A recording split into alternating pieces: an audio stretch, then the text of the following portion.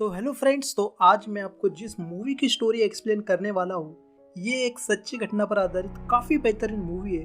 तो वीडियो को शुरू से लेकर अंत तक ज़रूर देखना। तो मूवी की शुरुआत 1850 के वक्त से शुरू होती है।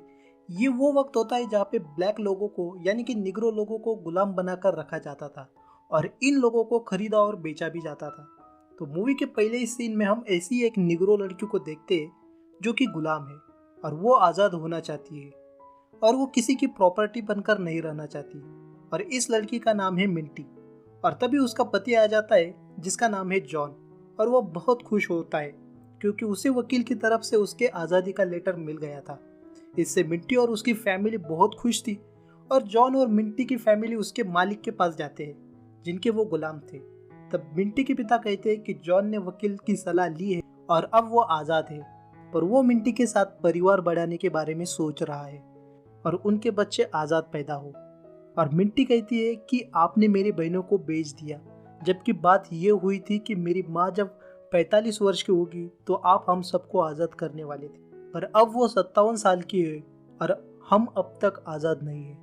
ये सुनकर उनका मालिक एडवर्ड वो लेटर फाड़ देता है और कहता है कि जॉन और तुम्हारा बाप आज़ाद है और तुम, तुम्हारी माँ और तुम्हारे भाई मरते दम तक मेरे गुलाम रहेंगे। तब मिंटी की माँ बहुत रोने लगती है और मिंटी को भी काफ़ी बुरा लगता है और उसे भी रोना आता है, पर वो कुछ नहीं कर सकती थी। तभी मिंटी उसके गॉड के पास आके प्रार्थना करने लगती है कि उसका मालिक कितना निर्दयी है, कितना जुल्मी है, और वो भगवान से उसके मरने की प्रार्थना करती है। तभी उसके मालिक का बेटा निक वहाँ पे आता है और गुस्से में कहता है कि गुलामों की प्रार्थना भगवान नहीं सुनते। ये कहकर वो वहाँ से चला जाता है, पर उसी रात एडवर्ड की मौत हो जाती है। तब निक को बहुत गुस्सा आता है मिंटी पर और वो उसे बेचने का डिसाइड करता है। यहाँ पर मिंटी और उसकी फैमिली कुछ नहीं कर सकती थी क्योंकि वो उनके प्रॉपर्टी होते हैं। इस बात का मिंटी को पता लगते ही वो अपने पति के साथ भागने का प्लान बनाती है और अपने पति को गेट पर मिलने को कहती है। पर मिंटी का पति उसका गेट पर इंतजार करते रहता है और रात हो जाती है, लेकिन मिंटी वहां पर नहीं आती। दरअसल मिंटी दूसरी तरफ से ही भाग चुकी थी। रात होने तक मिंटी के मालिक मतलब निक को पता चल गया था कि मिंटी भाग चुकी है, पर मिंटी का हस्बैंड जॉन उनके हाथ लग चुका था। मिंटी वहां से भागकर सीधे अपने पापा के घर जाती है। उसके पापा उसे खाने के लिए कुछ फल देते हैं और चर्च में जाकर फादर से बात करने को कहते हैं। मिंटी ठीक वैसा ही करती है और फिर फादर उसे किस दिशा में आगे बढ़ते रहना है इसके बारे में जानकारी देते हैं और आखिर में मिंटी का सफर कहाँ जाके खत्म होगा इसके बारे में भी उसे फादर बताते हैं। मिंटी रात के अंधेरे में अपनी आज़ादी की तलाश में निकल पड़ती है। उसे नहीं पता था कि उसकी मंजिल उससे कितनी दूरी पर है और क्या वो वहां तक पहुंच पाएगी भी या नहीं, और वहां तक जाने के लिए किस मुसीबत का सामना उसे करना पड़ेगा, ये कुछ भी वो नहीं जानती थी। बस मन में एक आशा की किरण लिए वो आगे बढ़ रही थी। फिर मिंटी के पिता के पास निक के लोग आकर पूछताछ करते हैं, पर मिंटी वहां से तब तक भाग चुकी थी। अगली सुबह मिंटी को ढूंढने के लिए एक टीम निकल पड़ती है और मिंटी ज्यादा दूर तक नहीं जा पाई थी, पर बहुत जल्दी निक और उसके टीम को मिंटी मिल ही जाती है।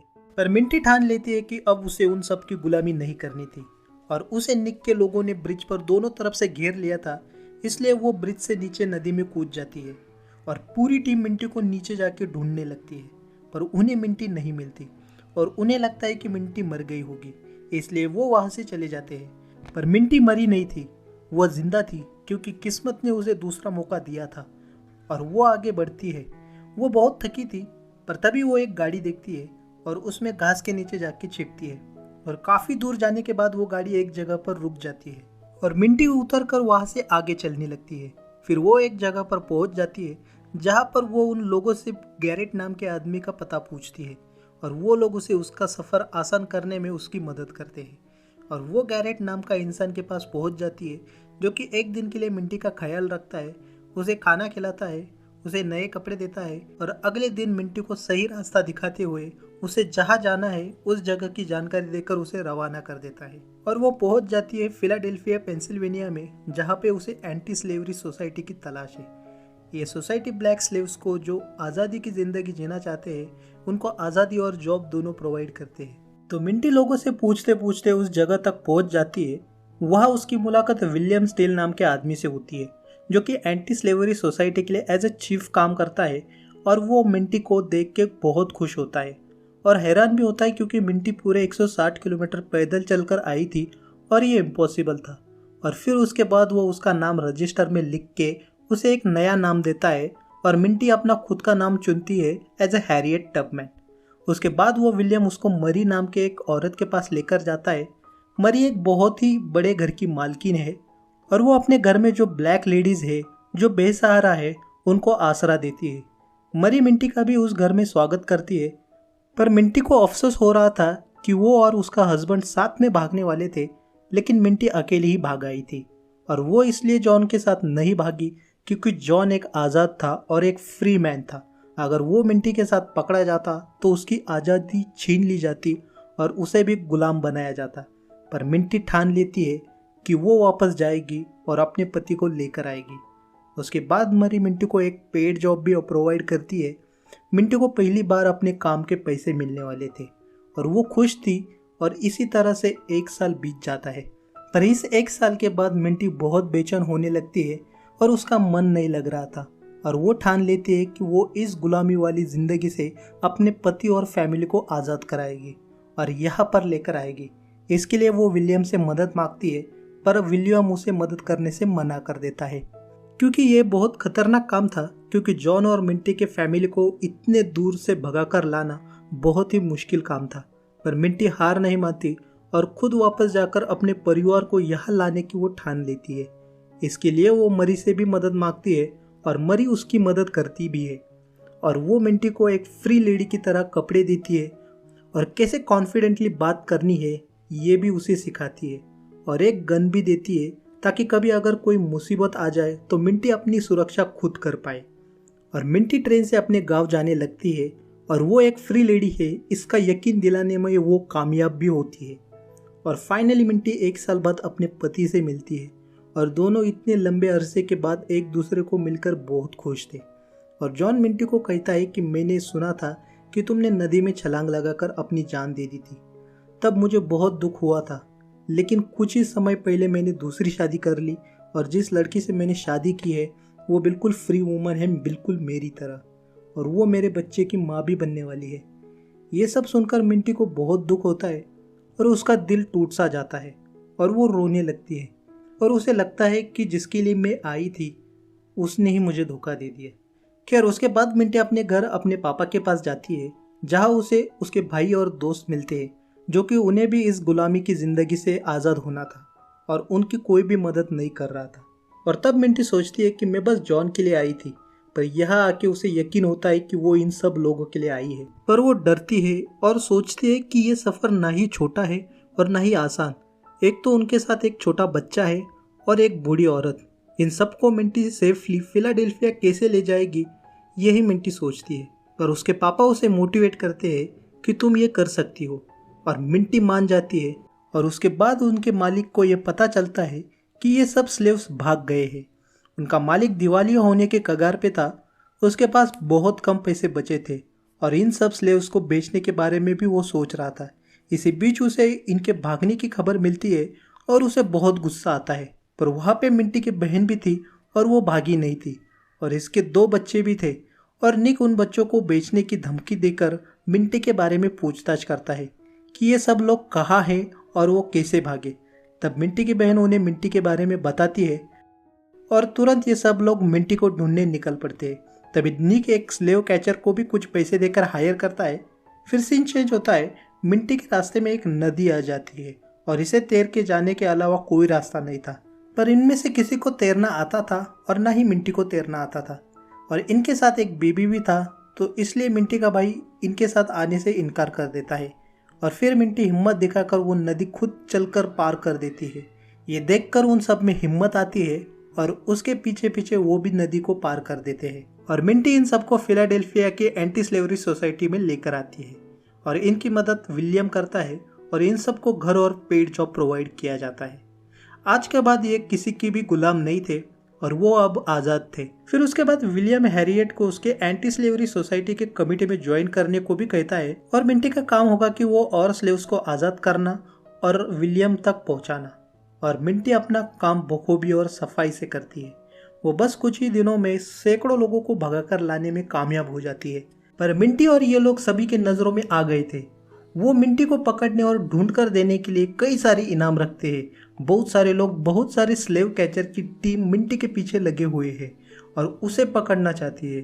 पर मिंटी बिना डरे, बिना थके अपना काम कंटिन्यूसली करती रहती है और मिंटी अब अपने बहन को भी उस गुलामी की ज़िंदगी से उसे छुड़ाना चाहती है। उसके बाद मिंटी अपने बहन के पास जाती है उसे छुड़ाने के लिए, पर वो मिंटी के साथ नहीं भागना चाहती क्योंकि निक ने उसके बच्चों को कहीं पे छुपा कर रखा था, क्योंकि जब तक उसके बच्चे उसके पास है वो कभी नहीं भागेगी। ये सुनकर मिंटी निराश हो जाती है, पर अपने बहन को ये कहकर जाती है कि वो उसे और उसके बच्चों को एक दिन लेने के लिए ज़रूर आएगी। वहाँ से जाने के बाद मिंटी को एक लड़का मिलता है जो उसके साथ उसके लिए काम करना चाहता है, क्योंकि वो देखता है कि मिंटी बहुत अच्छा और नेक काम कर रही है और वो खुद उस स्लेव कैचर टीम का हिस्सा रहता है। मिंटी उसे एक मौका देती है और वो दोनों पकड़ने वाले स्लेव कैचर के ग्रुप से भागने में कामयाब होते हैं। इतने सारे स्लेव को भगाने के कारण पूरे स्टेट में हंगामा मच जाता है और वहाँ के लोग स्लेव के खिलाफ कानून बनाने के बारे में मांग कर रहे हैं। इसी दौरान निक को पता चलता है कि मिंटी ही सबको भगा रही है और उन स्लेव को आज़ाद कर रही है और खुद इन सभी स्लेव के साथ फिलाडेल्फिया में छुपी हुई है। और तभी मिंटी को पता चलता है कि फॉगेटिव स्लेव्स एक्ट पास हो गया है। इसी कारण सभी स्लेव में अफरा तफर मच गई है। फॉगेटिव स्लेव एक्ट ये है कि कोई भी स्लेव अगर भागता है तो ये गैर कानूनी होगा और जो कोई इन लोगों की मदद करेगा ये सब गैर कानूनी होगा, जिसके कारण ना तो ये स्लेव्स भाग सकते हैं और ना ही छुप सकते हैं। इसकी खबर सुनते ही विलियम मिंटी की फैमिली और मिंटी को नॉर्थ की तरफ कनाडा जाने वाले ट्रेन में बिठा देते हैं और लगभग उन्होंने जितने भी स्लेव्स को बचाया था उन सबको कनाडा भेज देते हैं, क्योंकि कनाडा में इस एक्ट का कोई मतलब नहीं होता। और विलियम मिंटी को भी कनाडा जाने वाली ट्रेन में बैठने के लिए बोलता है, पर वो एक आखिरी बार मरी को थैंक्स बोलना चाहती है और वो उसके घर जाती है। पर वहाँ पे निक के लोग पहले से ही वहाँ पे आए थे और वो उसे बुरी तरह से मार रहे थे और उसे मिंटी के बारे में पूछ रहे थे, पर मरी उन्हें कुछ नहीं बताती। ये सब मिंटी देख रही थी पर वो कुछ नहीं कर सकी और वो लोग मरी को मार कर वहाँ से चले जाते हैं। इससे मिंटी को बहुत बुरा लगता है, उसे बहुत दुख होता है और वो कुछ देर के लिए वो कनाडा भी जाती है। पर कुछ दिन निकलने के बाद उसे उसकी बहन की मौत की खबर मिलती है। ये सुनकर उसे बहुत दुख होता है और बहुत गुस्सा आता है और वो ठान लेती है कि वो फिर वहाँ जाएगी और उसकी बहन के बच्चों को बचाएगी। और मिंटी के माँ बाप भी जिंदा थे और वहाँ के लोग जो कि वही गुलामी वाली ज़िंदगी जीते थे और वो उन्हें बचाने की ठान लेती है। और फिर वो एक बार यूएस में न्यूयॉर्क के एंटी स्लेवरी सोसाइटी में पहुँच जाती है, जहाँ सभी लोग स्लेव्स की मदद करना चाहते थे, उनको गुलामी की ज़िंदगी से आज़ाद भी करना चाहते थे, पर वो फॉगेटिव एक्ट की वजह से हार मान चुके थे। पर तब मिंटी ठान लेती है कि कोई उसकी मदद करे या ना करे, वो अपना काम करना नहीं छोड़ेगी। पहले वो 100 मील की दूरी से स्लेव्स को भगा कर लाती थी, पर अब वो 600 मील की दूरी तक वो उन लोगों को भगा कर लेकर आएगी, जो कि ज़्यादा रिस्की और ख़तरनाक काम था। और जो भी हो, वो अपने लोगों को बचाने के लिए कुछ भी करेगी और वो कुछ स्लेव को कनाडा भगा कर लाने में कामयाब भी होती है। पर उसे पता चलता है कि उसके पिता अभी भी स्लेव्स को भगाने में मदद कर रहे हैं और इस बात की खबर यूएस गवर्नमेंट को पहुंच गई है और वो उन्हें अरेस्ट करने वाले हैं। पर मिंटी उनके अरेस्ट करने से पहले ही मिंटी अपने मॉम डैड के पास पहुंच जाती है और वो उन्हें बचाने में कामयाब भी हो जाती है। पर मिंटी के बहन के बच्चे अभी भी वहीं पे थे और मिंटी उन्हें बचाने के लिए चुपके से पीछे के रास्ते निक के घर में पहुंच जाती है और निक के फैमिली मेंबर्स को बांध के उसकी बहन के बच्चों को वहाँ से बचा कर लेकर आती है। अब मिंटी वहाँ से जाने की तैयारी करती है और साथ में बाकी के लोगों को भी वहाँ से अपने साथ ले लेती है। पर यह बात आग की तरह फैल जाती है और उसे ढूंढने वहाँ के लोग निकलते हैं।